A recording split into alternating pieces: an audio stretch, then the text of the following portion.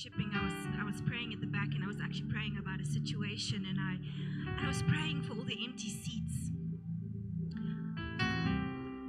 And God opened my eyes, and I saw angels. They were sitting so around us, and I saw different angels. And I said, God, what is this?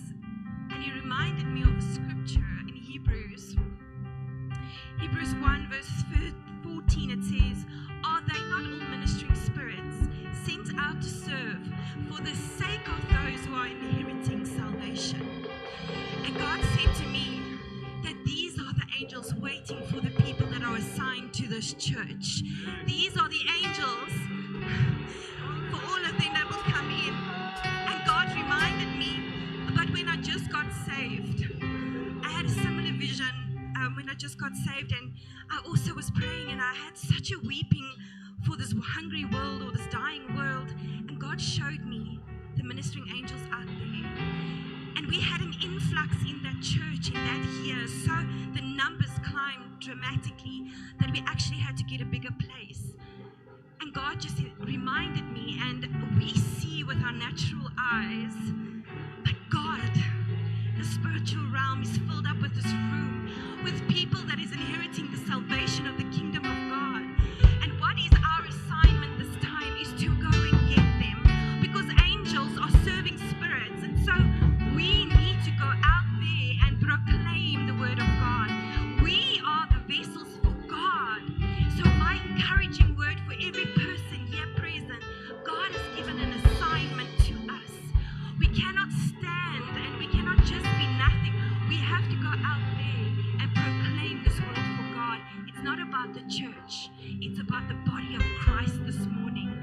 There's a hungry world out there, and we need to bring them to equip them. We need to bring them in so that deliverance and healing can take place. And that is the assignment of the church for today. It's not just to sit here and make the benches warm and to look pretty on a Sunday, but we have a total assignment, because there's war, people. There is war in the heavenlies. And right now, I want to pray that we will stand all in one accord, that we will take on this assignment and take this word out there and bring them in to be equipped. Father, we come before you in the mighty name of Jesus. And Father, we take this assignment, Father God, in our stride this day, Father God.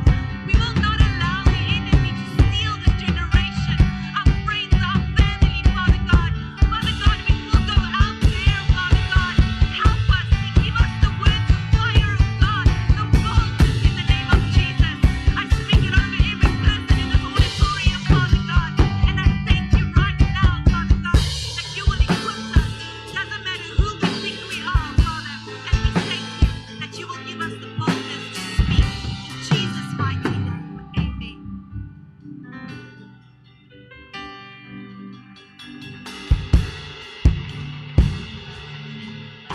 Yes, when you read the book of Genesis 24, you'll see that even God used angels to go before, to bring in the bride for the bridegroom. So I want to pray, to say this morning that there is angels.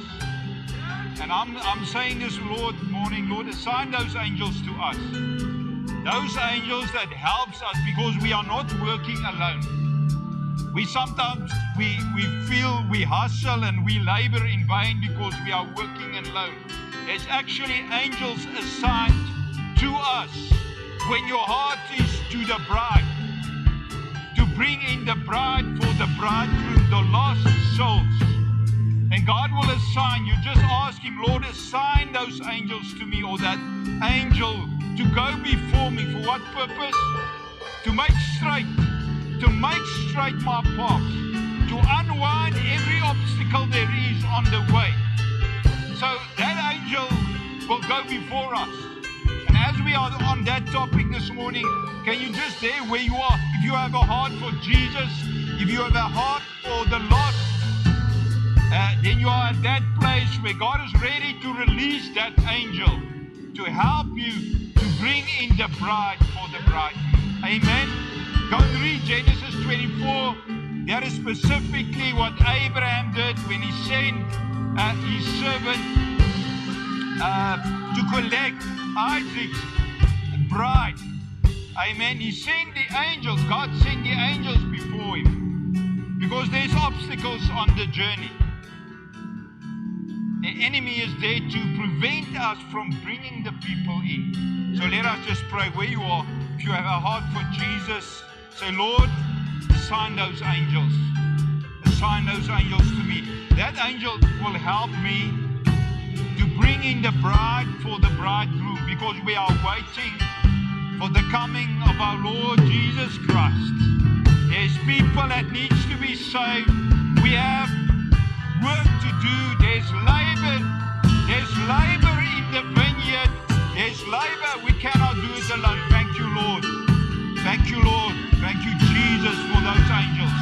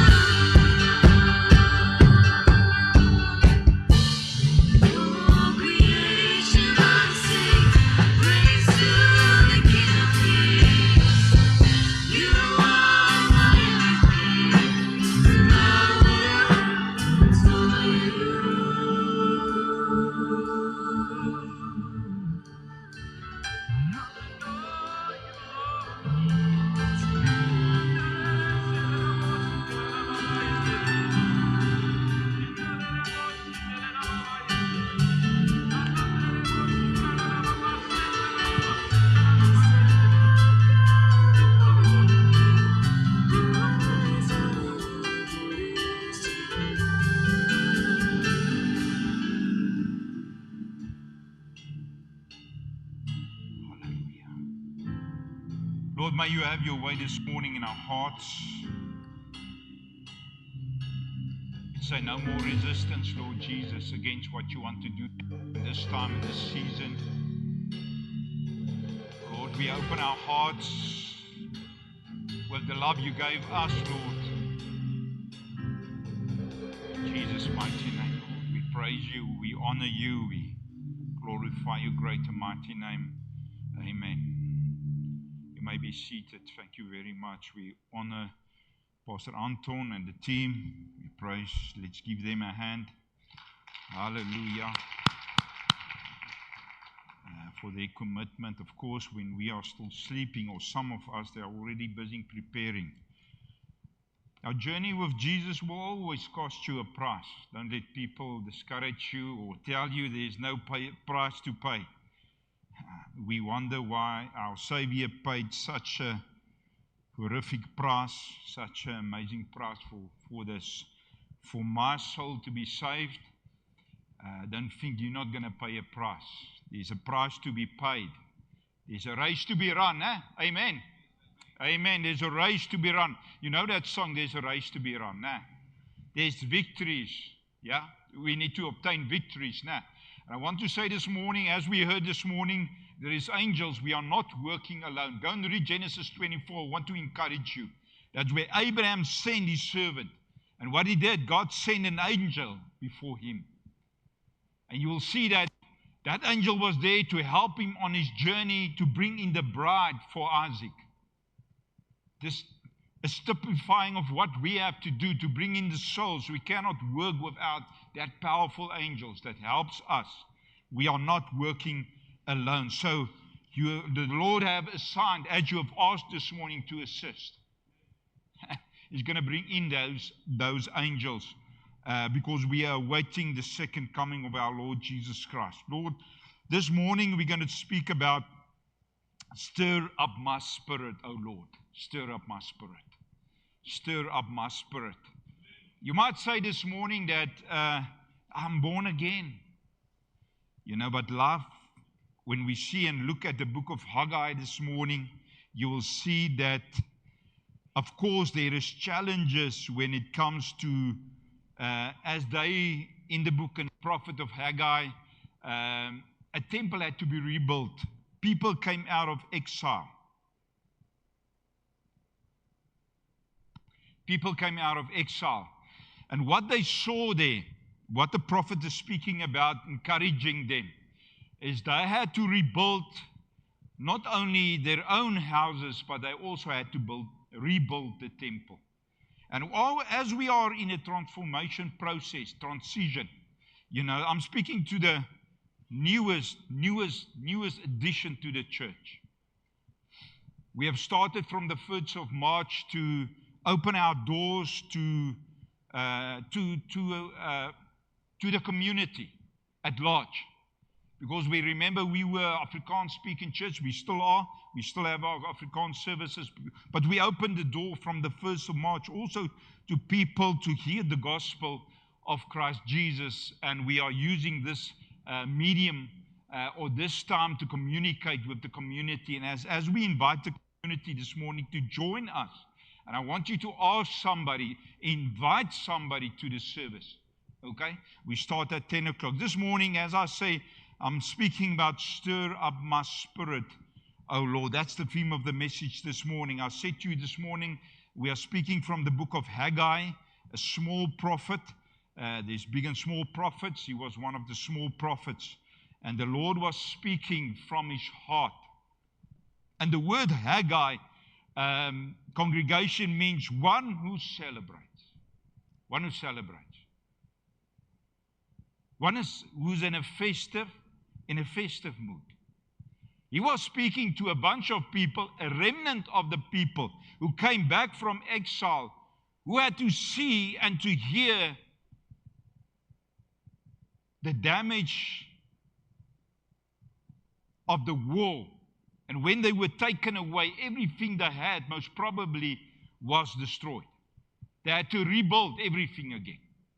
They had to rebuild their own houses. They had to rebuild the house of the Lord as well. And as we are here this morning, the Lord also wants to encourage you, because there's many things that will try to discourage you on the journey of life.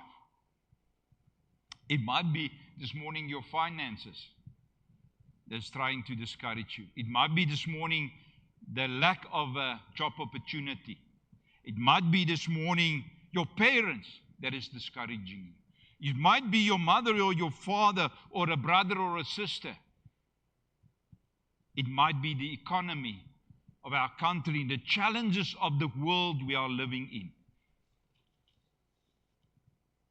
But Haggai came with a heart of celebration, encouraging his people to rebuild what they saw was destroyed, to rebuild the ruins of what they once knew their home was.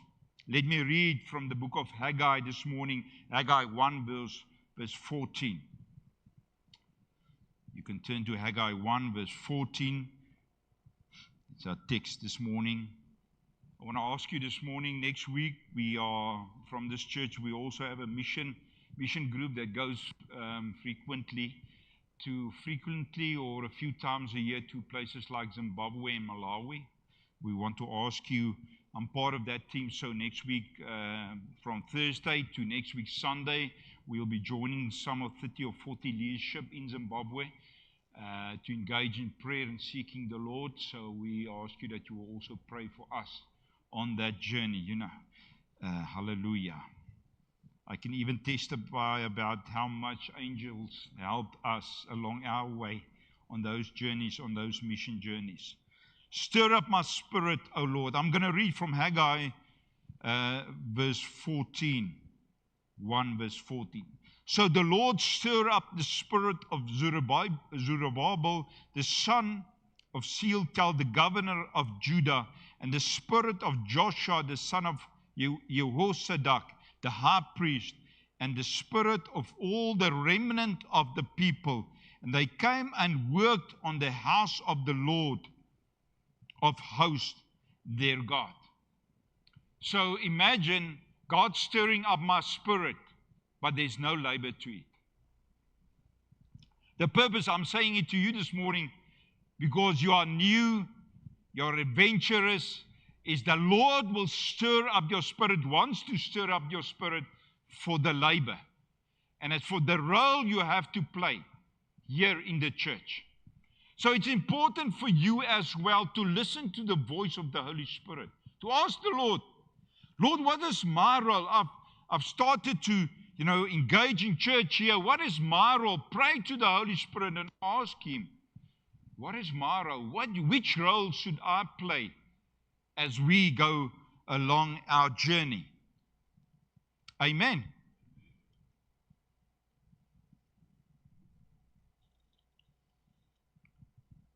Let's read verse 4. As they return out of exile and busy working at what they had to do, they encountered that the Lord observed something from His people. He observed something from His people. Let's read verse 4. Haggai 1 verse 4.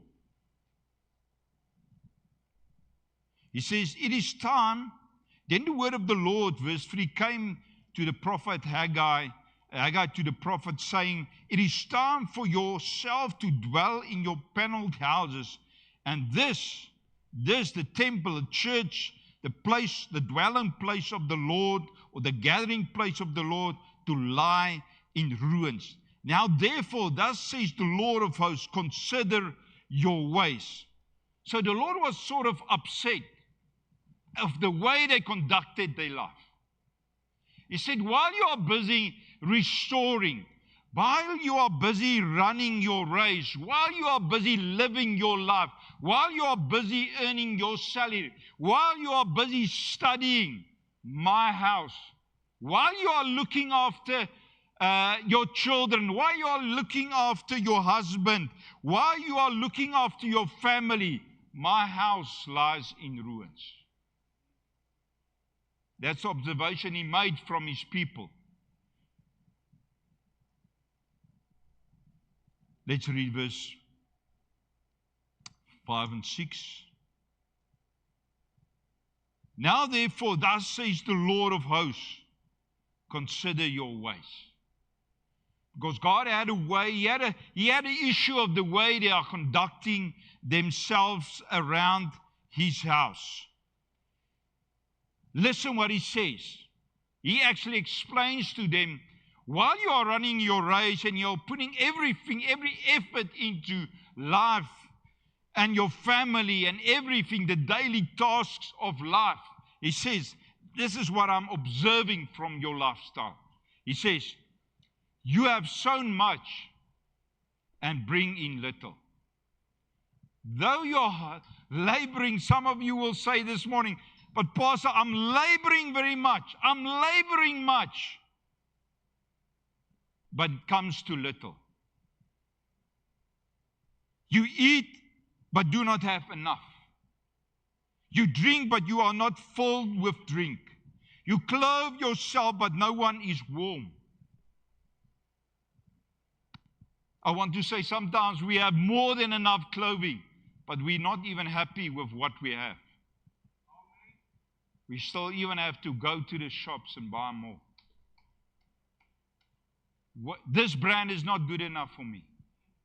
I want to buy something else. I want to buy what my neighbor wears. Amen? I want to wear what my neighbor wears. The Lord is speaking about these things. Then He says here, I want to dine and wine like my neighbor, wine and dine like my family. I'm not even happy with what God has given me. You clothe yourself, but no one is warm. And he who earns wages to put it into a bag of holes. Means your purse, it's empty. You have labored hard, but your bank account is empty. I've paid the water and lights. I've paid my rent. I've paid my mortgage. I've paid my car.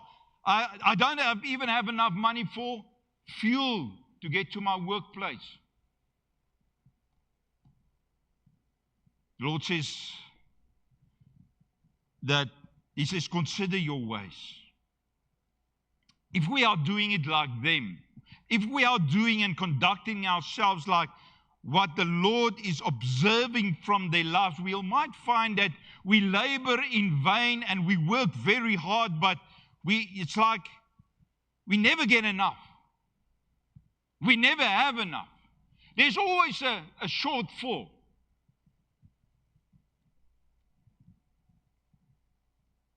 Amen? Are you with me? You're awfully quiet. Is it where in the clothing part? Is it the ladies?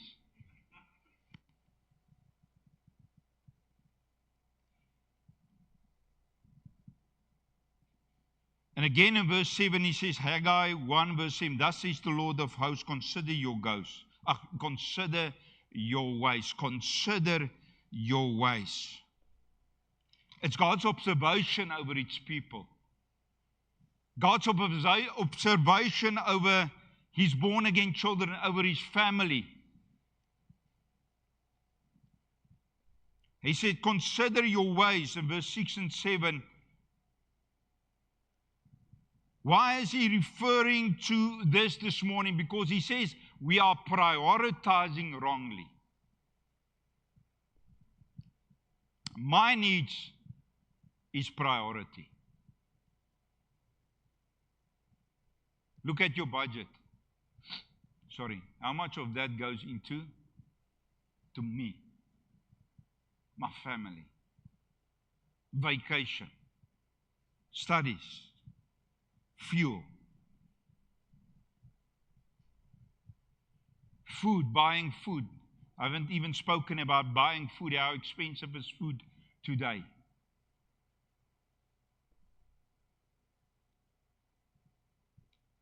Haggai 1 verse 9, you'll see that God is trying to convince us of something this morning, trying to convince us the way we live as believers.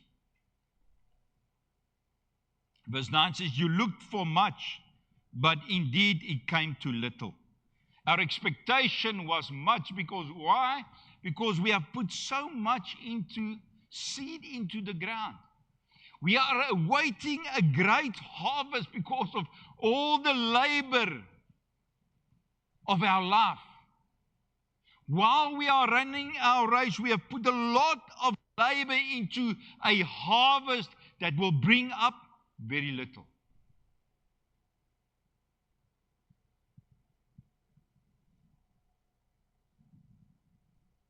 You looked for much, but indeed it came to little. And when you brought it home, I blew it away. Then he says, what is the reason while we are toiling, we are laboring, but we don't have enough? We are tired. And even when we are asked at the church to be part of what we are doing now, you'll sometimes say, but Pastor, when will I get the time? I have to help my children with their school work. When and what time can I avail for the Lord and His house?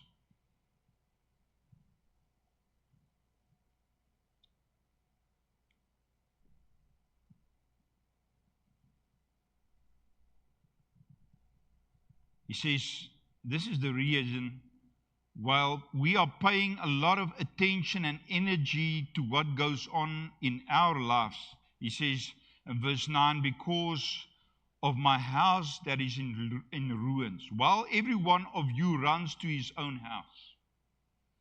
The effort we put in every day so that at least we can make a decent living. We are forgetting about the Lord's house. What can we do to correct our attitude as believers? Because definitely we see Matthew 6 in this, Matthew 6:33, that says, seek first the kingdom of God and His righteousness. We can see definitely that we are neglecting, and our lifestyle is opposite to what the Lord is telling us to live out. He even says in Matthew 6, when we seek these things, it's the habit of the heathens or the ungodly to seek the things besides the kingdom. And we live sometimes a life, although we came out of exile and we are saved in Jesus Christ, we live the same life we lived before we came out of exile, before we were saved. As believers, we still apply the same principles. While the Lord says that is the reason why your purse is empty all the time.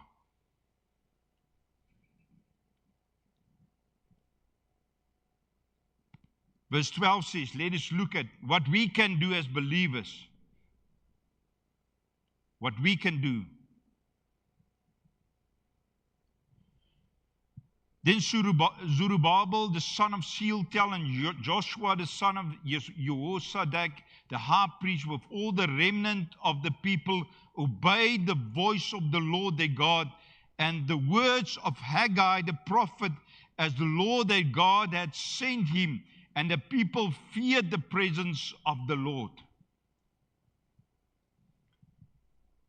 God have an issue of us putting us and our houses and the way we live before Him. We make it number one. And that's where the problem lies, that we have to correct ourselves. He says that the prophet comes, he prophesies over them, and they decided to obey the voice of the Lord. And that's important for us, congregation, that we realize, although we feel what we were talking about is very important in our life. We feel like we need to earn a salary. We need to work hard to obtain certain things, to buy clothing, to pay your rent, to pay your fuel. And we feel we need to do that. That is why we're prioritizing it. What we eat and drink and the way we dress. But the Lord says, beside that, I want you, besides the way you see it, how important it is, I want you to put me first, says the Lord. Put me, my kingdom first. Although you feel like you are convinced that I need to spend all this time to make a living, the Lord is asking this morning. He says, put Him first, whatever you do and the way you live. And the resources you put into your own home and your own family, put that second. Put me first. I want you to stand up this morning before you fall asleep. Can we stand up? There's a great task ahead of us. And the Lord wants us to prosper. He wants us to be successful in what we have to do for Him. That scripture in verse 14 says that they decided to obey. They obeyed. He says, so that the Lord stirred up their spirit. Verse 12. Then Zerubbabel, the son of Shealtiel, and Joshua, the son of Jehozadak, the high priest, with all the remnant of the people, obeyed the voice of the Lord, their God, and the words of Haggai the prophet. And as the Lord their God hath sent him, and the people feared the presence of the Lord. For us not to experience that hustle and that labor that's in vain, we have to change our attitude concerning and the way we live. We have to put Him and His kingdom first. I want to, where you are now, say, Lord, here I am. Help me. Help me to live this life according to Matthew 6, verse 33. Help me to live this life. Help me to turn my life around in such a way. I want to obey You.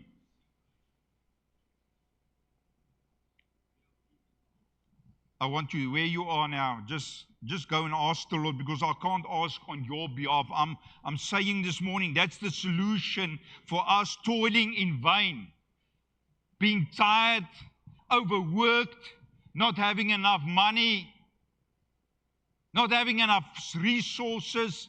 The Lord says that it starts with me and my house, obeying me and my house, prioritizing me and my house first. So I want you to spend some time. I'm going to leave you just for a while. Say, Lord, here I am.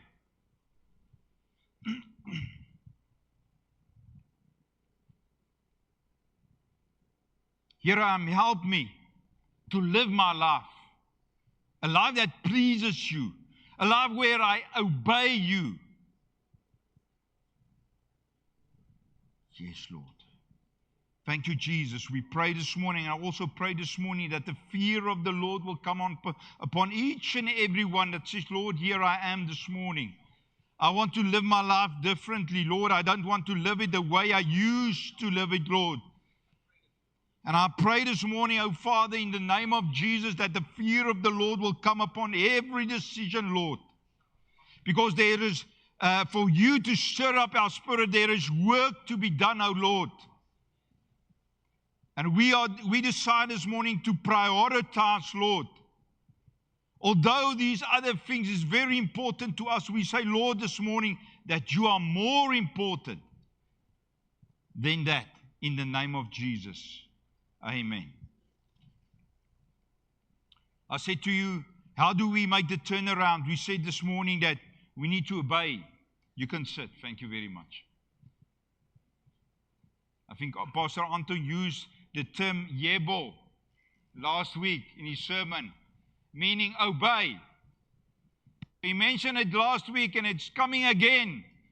It's reminding you and me to obey the word of the God, the word of the Lord, and be sensitive to the Holy Spirit.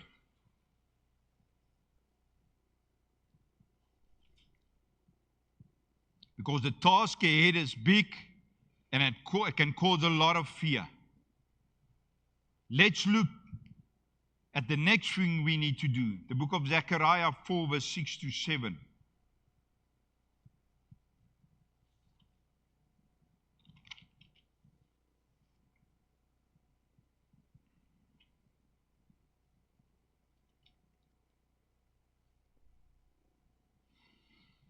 We sometimes feel that we need a lot of strength to do what we have to do, not only just to make a living, but also to work for God and to be obedient to God. But it's clear out of the book of Zechariah 4, verse 6 to 7, it says, so he answered and said to him, this is the word of the Lord to Zerubbabel, not by might nor by power, but by my spirit. So the Lord is washing every excuse out of your mind this morning to say, I can't do it. I can't do what God called me to do. Because whatever you have to do and to be obedient to God, it's going to be through the power of the Holy Spirit, His dynamic power. It says, verse 6, not by might nor by power, but by my spirit. And he's referring to rebuilding the temple, mainly rebuilding the house of the Lord. Who are you, a great mountain before Zerubbabel? You shall become a plain, and he shall bring forth the capstone with shouts of grace, grace to it. Now I want to say this morning, let us, Pastor Anton, you are in the room. Let me first explain. The headstone there, or the capstone, the purpose of that headstone or capstone refers to the final stone placed to complete a building, often with a ceremonial shout of grace and grace. So the headstone, or the chief cornerstone of our salvation, the one that will make it possible for us not only to start but to finish what God has called us here to do, is our Lord Jesus Christ. And when we look at Him, we see victory. We see victory. So Pastor Anton, I'm putting you a bit out of your comfort zone this morning. I want us to celebrate. Celebrate what Christ already did for what we are doing now, so that we can come in line. He says It's a ceremony of a complete, as the headstone, a final stone placed to complete a building, often with a ceremonial shout of grace, grace. Keeping in mind that Jesus is the chief cornerstone, victory, a victorious shout, grace, grace. So I feel like this morning we're going to stand up as Pastor Anton, can you lead us? Thank you. Let us stand. You can even move around this morning as we ask Pastor Anton. Even Ivan, you are welcome just to lead us. We just want to have some music in the background as we worship. I want to, Deaf and Life is in the power of the tongue. What God has to do, wants to do here, we have to take the bull by the horns and say, Lord, we believe you. We're going to trust you. We're going to have faith on what you're going to do here. So we're going to proclaim something, prophesy something that is not yet, but it's already done by Christ. Amen. So this victory shout will be one of grace, grace. Amen.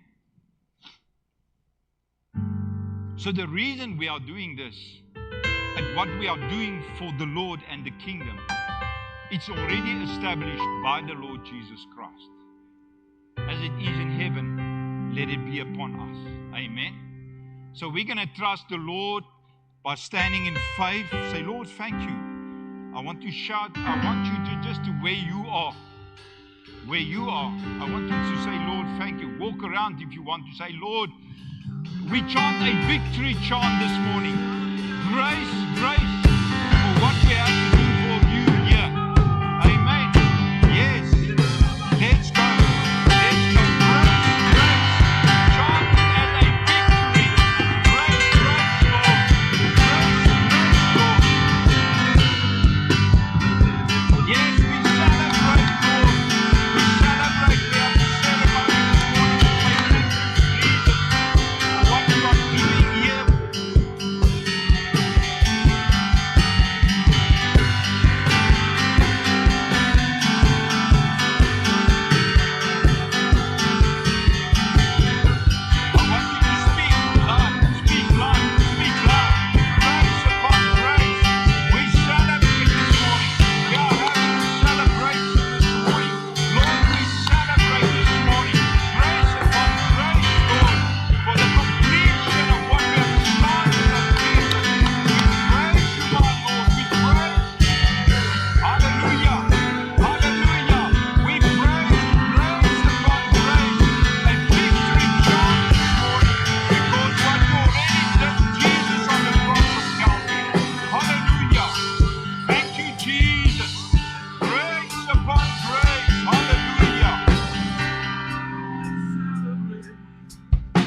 Celebrate, Lord Jesus, what you have done.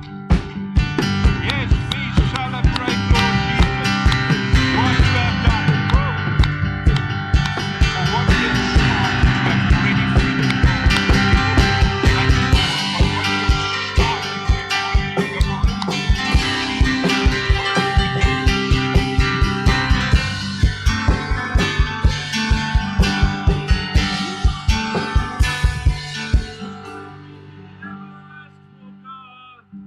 Yes, we celebrate what you have already done. So whatever we are busy doing and engaging is, you already, finished it. We celebrate that this morning, Lord Jesus. Hallelujah. Yes, it is finished, my Lord. What we have started, you have finished as well. And the grace upon grace, our Lord Jesus Christ. Hallelujah. Hallelujah. Hallelujah. Yes, hallelujah. We celebrate it, Lord Jesus.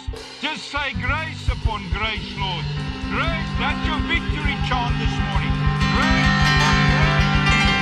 Grace upon grace. What we have started, you have already finished, my Lord. Hallelujah. Thank you, Jesus. Thank you. You may have your seats. Thank you, Pastor Anton, Ivan. You may even sit there if you want to. Let me just warn you this morning, there is opposition against what we have to do. And these people, they were discouraged by what they saw. And the devil and people will discourage you from coming. People will discourage you from finding your calling. Friends will discourage you. There is three things. One is disobedience that discourages us. Number two is the unworthy way we live. Not worthy of the sacrifice of Jesus Christ. You know, we come and then we have communion when we take the bread and drink from the cup. That speaks of the death of our Lord Jesus Christ. When we take it and we live differently from what it symbolizes, we live an unworthy life. So I want to encourage you, especially the young ones, the younger people, live according to what the sacrifice, the price Jesus Christ has paid, which we celebrate on a monthly basis. The third one is a depressing spirit. It wants to discourage us from living the way God called us to live.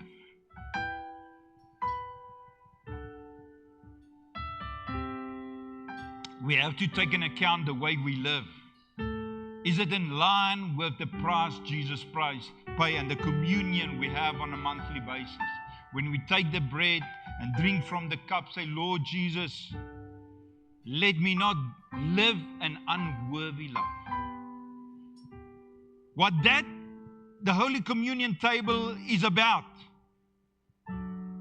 Align me, Holy Spirit, in the way I live. Because we cannot live a sinful life and expect a holy harvest.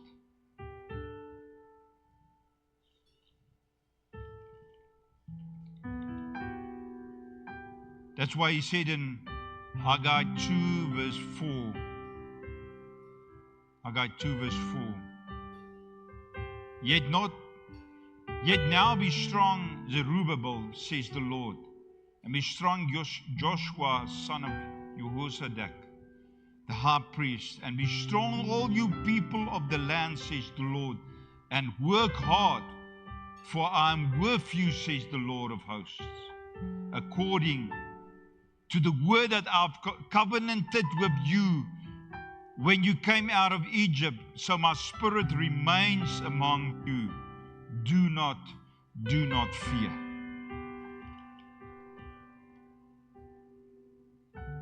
And we're going to conclude this morning. We're going to conclude the sermon this morning by speaking life. Because there's also promises given by God to this assembly.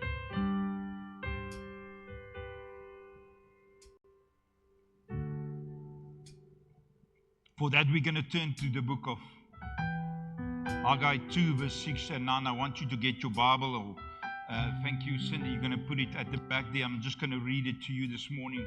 6 to 9. Haggai 2 verse 6 to 9. It says, For thus says the Lord of hosts, once more this little while I will shake heaven and earth and the sea and dry land, and I will shake all nations.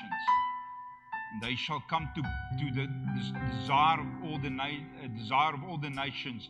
I will fill this temple with glory, says the Lord of hosts. Verse 8, the silver is mine and the gold is mine, says the Lord of hosts. The glory of the latter temple shall be greater than the former, says the Lord of hosts. And this place I will give peace, says the Lord of hosts. So I want to, as we close, I'm going to close in prayer this morning. I want you to stand up. We're going to use our tongue this morning to declare life this morning. What are we going to say this morning to the Lord in faith?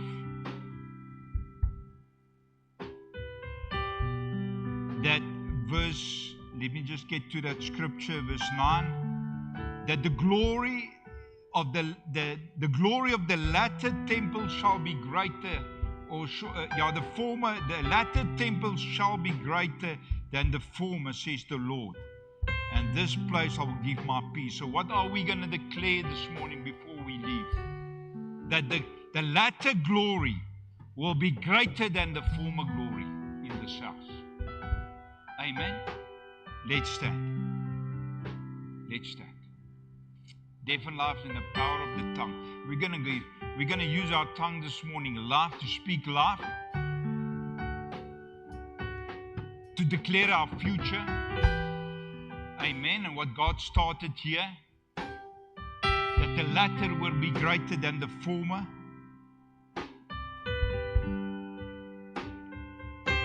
The glory of the latter shall be greater than the former. Let's speak. It's on there. I want you to start declaring this morning. Make a declaration this morning. Lord Jesus, I thank you. I thank you, Lord Jesus, this morning, Lord, that the latter glory of this temple shall be greater than the former, Lord. In the name of Jesus. I can only hear myself declaring that. Yes, let's declare. Let's declare this morning. Let's speak what God have already done to existence this morning. Yes, come, let's speak. The glory of the latter temple shall be greater than the former, says the Lord. Lord, I declare that the latter glory, your latter glory will be greater than the former glory in the name of Jesus. Let's move around. Let's pray. Let's declare it this morning. Let's speak life. Because those angels are waiting on the word of God. The latter shall be greater than the former. Amen. Go around. I want you to speak. I want to encourage you. Yes, declare it this morning.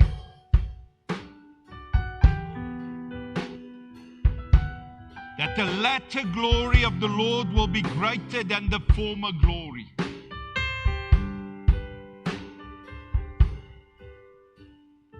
When you're cheering for Kaiser Chiefs or what's that other team? Orlando Pirates. You're not doing it the same way now. So let's cheer, let's chant, let's prophesy, let's speak into existence that the latter glory will be greater than the former in the name of Jesus.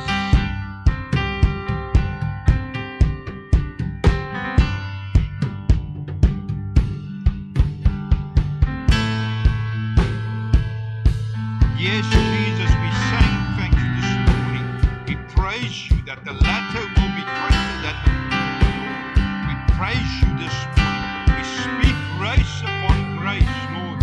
Grace upon grace. I want you to combine those two. The latter will be greater than the former.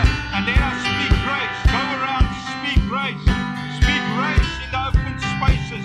Speak grace to the soul that needs to be saved. Hallelujah. Yeah, you can move out of your seats. Just speak grace. Speak grace upon grace. That the latter will be greater than the former glory of the Lord. Hallelujah. Hallelujah. Hallelujah.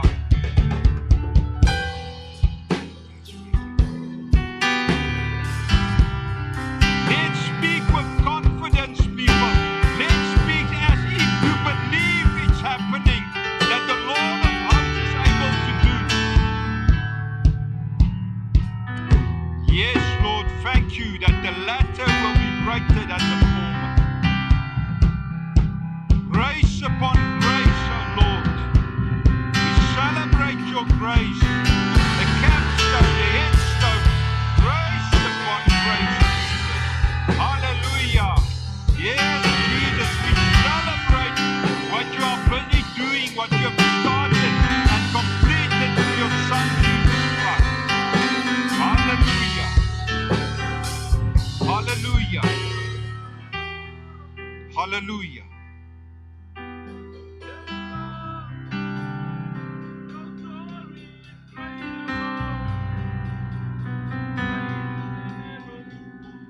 When we are obedient to God, He can implement what He have already done.